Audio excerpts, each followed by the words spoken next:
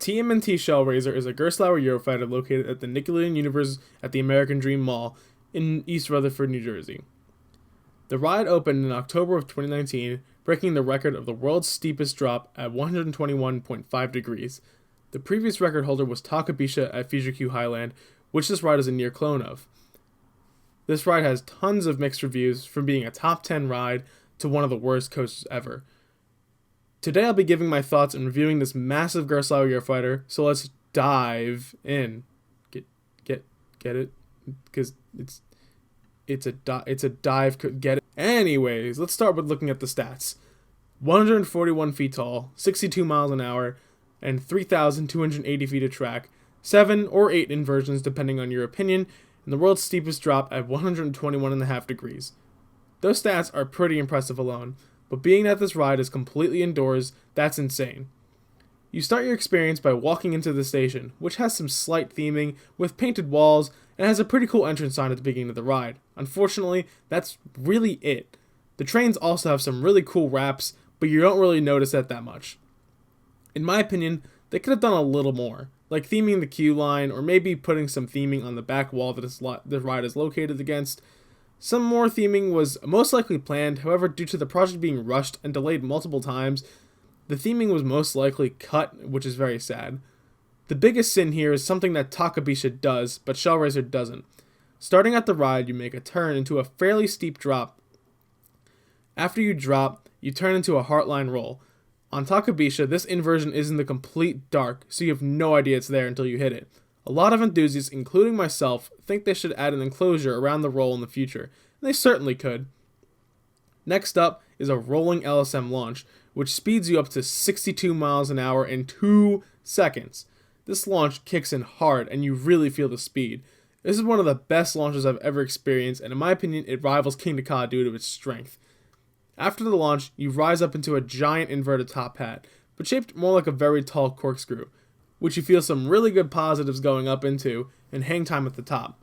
Next up is the banana roll, which, depending on who you talk to, it counts as 1 or 2 inversions. There's a lot of people who say the Gerstlauer versions of this inversion count as 1, but personally I count it as 2.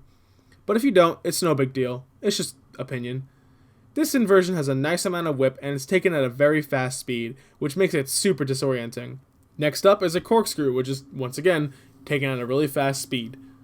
The valley before and after this corkscrew is where I felt the strongest positives.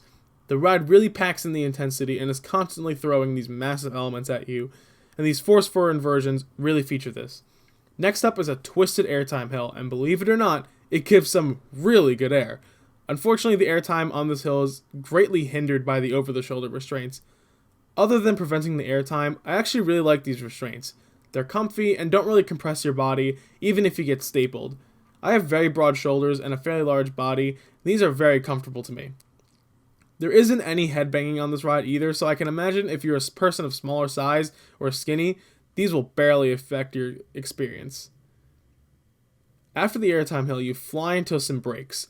If the ride ended here, it would be a fantastic launch coaster alone, but it keeps going into the second half. After taking a 180-degree slow turnaround, you stop and stare at a massive vertical lift. Vertical lifts usually don't get me, and I've ridden quite a few coasters with them.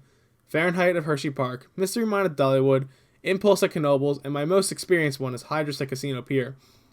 After riding Hydrus multiple times since 2017, I've gotten used to them and they don't even faze me. However, Shellraiser's lift legitimately scares me. It's taking very, very slow, and with climbing up that tall tower takes a long time. Just something about it makes me feel like the train is going to roll back down the lift. Once you finally reach the top, the lift slows down even more and you crawl over the top and slam into some holding brakes. These serve 2 purposes. At the top, there are windows looking out towards the New York City skyline, but unfortunately it's blocked by things on the roof such as AC units, heating units, and even the roof extension for the park's drop tower, which in my opinion gives a much better view of the city skyline. The other reason is that it's basically to act like a dive coaster. You can look down the drop, well, over the drop, because you really can't see it since it's way beyond vertical. Both of these are pretty cool gimmicks, however, they kind of feel unnecessary. While you're up there, it's kind of really long. I know you're supposed to soak in the view, but unfortunately there are people like me who have glasses who aren't allowed to wear these on the ride, even with a strap, and you really can't see much. However, if you like feeling things like I do in terms of ride experience, when the train comes to a complete and full stop, the tower actually shakes a little bit. Now this is completely safe.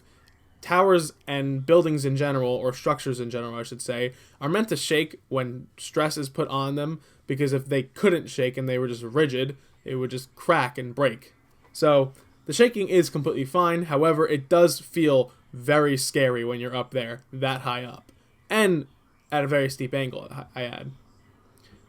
Once the brakes release, you go down the steep holding brake into the world's steepest drop. This drop is really good. You get a weird feeling of diving that far beyond vertical, and the airtime is awesome, and it's even sustained for a couple seconds. There's some pretty good near-miss elements too with the surrounding spinning coaster, Shredder. I mentioned earlier how the ride has no headbanging, but just like the roads in North Jersey, this thing has some major potholes. The only downfall of this ride is the insane jackhammering you experience at the bottom of the drop. Every other part of this ride is smooth, except here. Unfortunately, the building is located in the wetlands area of New Jersey, so the ground isn't very solid.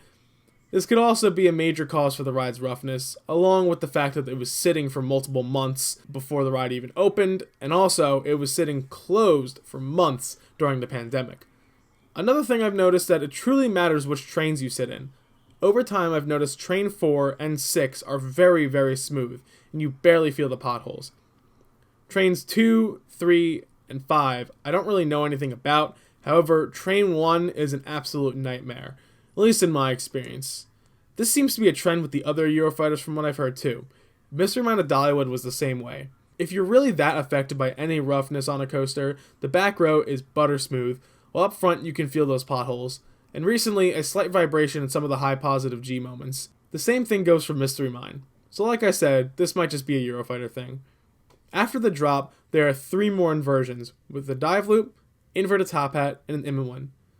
None of these are really special, and are taken at slower speeds in the first half, so they do give a nice dose of positives and hang time, but not as good as the original inversions. After the final inversion, you fly into the final brake run and turn back to the station. One funny thing is, if you go on a day where they're running less trains, the waiting brakes are kind of funny. The drive tires are placed far apart, and it's just so funny coming to a near stop before each drive tire and getting a boost of speed every time you hit one.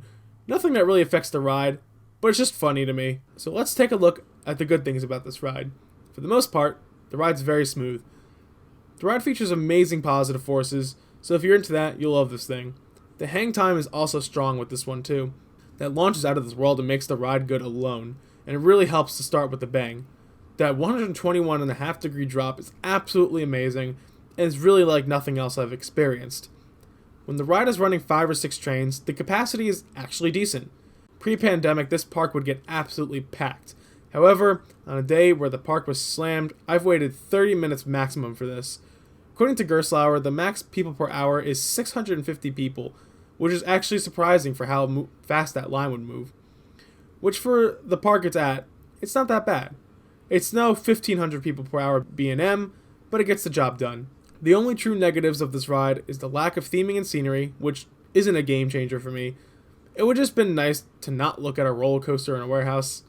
The other negatives are the potholes at the bottom of the drop. Other than those 2 nitpicks, this ride is a solid coaster, and it's a star on the East Coast. If I were to rate this coaster, I would give it an 8 out of 10, and it currently sits in my top 25 coasters out of 170. I think if the ride featured a completely smooth track, and maybe either more airtime or lap bars, this ride would be a 10 out of 10 for me. However, I know Gerstlauer stated the lap bars couldn't be put on for the train for some reason, so that's forgivable I guess. And it's probably much cheaper for Nick Universe to buy a pre-made layout rather than go for a custom layout. Thanks for watching guys. Let me know what you think about this Eurofighter down below in the comments, and if you enjoyed, make sure to leave a like and subscribe for even more videos just like this. I have quite a few countdowns and reviews planned for the channel, so stick around for the future. Once again, thanks for watching everyone, and I hope to see everyone in the next video.